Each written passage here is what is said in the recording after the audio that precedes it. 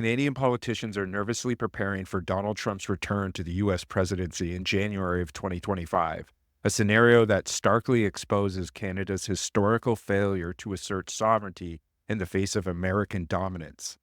Trump's first term revealed Canada's vulnerabilities with trade, immigration, and diplomacy weaponized against Canada to serve U.S. interests. Yet, rather than addressing the structural inequities, Canadian leaders appear resigned to enduring another term of American imposition.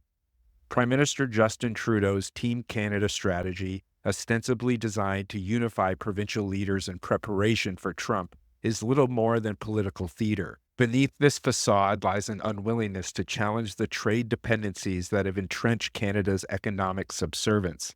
With 75% of Canadian exports destined for the U.S., the Canadian government is not preparing to counter Trump's policies, but merely are bracing to absorb their impact.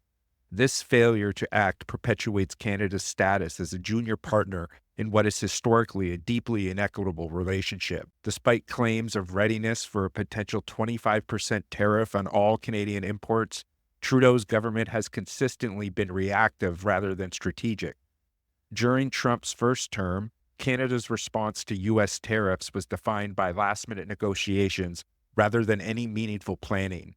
Instead of confronting the neoliberal trade frameworks that sustain U.S. dominance, Canadian leaders have prioritized diplomatic overtures over substantive solutions in what appears to be less about strategy and more about capitulation.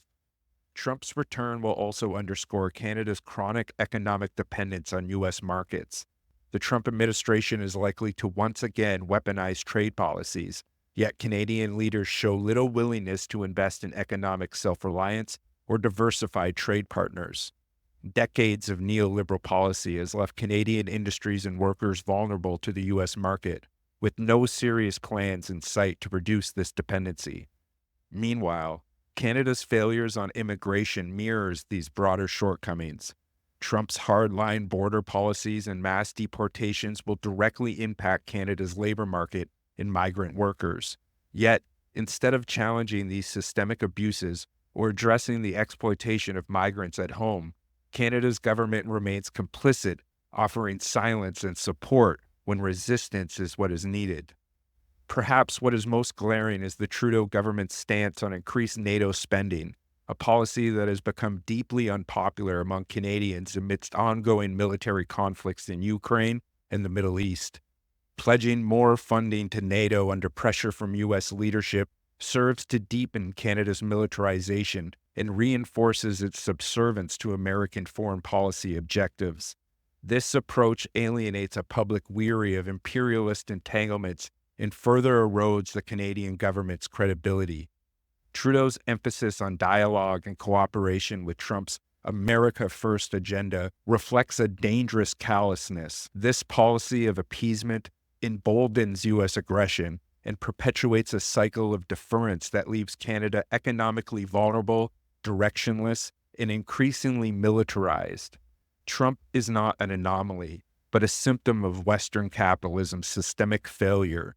Canadian politicians' unwavering commitment to neoliberalism exacerbates these issues, locking the country into economic and diplomatic dependency instead of crafting a path towards sovereignty in what is an increasingly multipolar global power structure. Canadian leaders cling to outdated frameworks that prioritize corporate profits, U.S. appeasement, and military spending over public needs. The path forward for Canada requires rejecting the neoliberal status quo, fostering independence in both economic and foreign policy, while pursuing strategies rooted in long-term sustainability and a new equitable framework in relations with the United States. Without this shift, Trudeau's Team Canada will remain an empty slogan, and Canada will remain trapped in the shadow of American power.